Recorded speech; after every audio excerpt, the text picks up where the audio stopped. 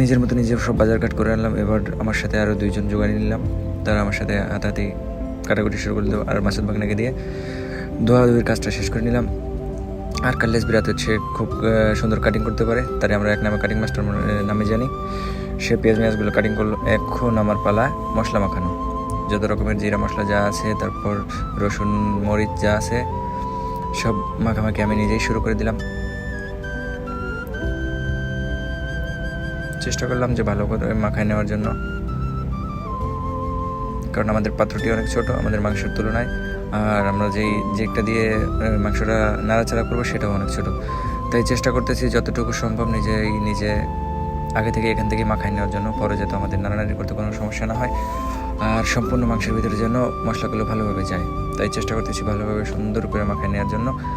আর দেখুন মাখানোর পরে এটা কি একটা জোস কালার আসছে, মনে হচ্ছে যে রান্নার আগে এখনই খাই।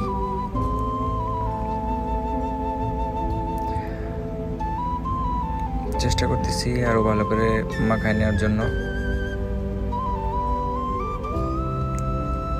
অলমোস্ট আমার মাখামাখির কাজ শেষ, এখন এটা রান্নার জন্য নিয়ে চলে গেছি।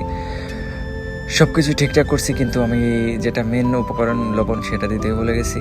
আর সে অর্ধেক পেরে রান্না শেষ, তখন দিয়ে দিলাম লবণ, একটু নাড়াচাড়া করে নিলাম। এবার আমি আমার বাকি কাজটা আমাদের যে মেন বাবুর্চি আনিস, মোহাম্মদ আনিস, তার হাতে দিয়ে দেবো, কারণ আমার দ্বারা সম্ভব না। তাকে দিয়ে দিলাম, সেও সুন্দর করে রান্নাচাড়া করে। এটা হলো আমাদের গবেষক দেখতেছে রান্না বাড়াটা ঠিক করে হচ্ছে কিনা, আর কেউ কোনো রকম খাচ্ছে কিনা। রান্নার কাজ অলমোস্ট শেষ, আমি চলে আসলাম ট্রাই করতে যে লবণ হয়েছে কিনা, দেখি কি অবস্থা। তো এটা এতটাই গরম ছিল যে আমার মুখে নেওয়ার মতো অবস্থা ছিল না। তারপর লবণ একটু কম হয়েছে, এতটুকু বুঝলাম। তারে বললাম যে একটু লবণ কম হয়েছে।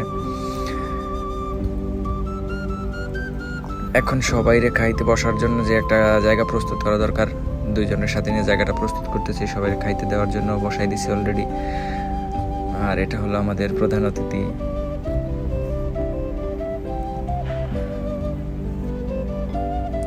এখন আমাদের খাবার পরিবেশন শুরু। নিজেই চেষ্টা করতেছি সবাই সমানভাবে ভাগ করে দেওয়ার জন্য, কারোর মনে যেন কোনো কষ্ট না থাকে, কেউ যেন বলতে না পারে যে আমার কম আমার বেশি। ঠিক আছে, কারণ এখানে সবাই একসাথে থাকি। চেষ্টা করতেছি সবার মাঝে সুন্দর করে বিলিয়ে দেওয়ার।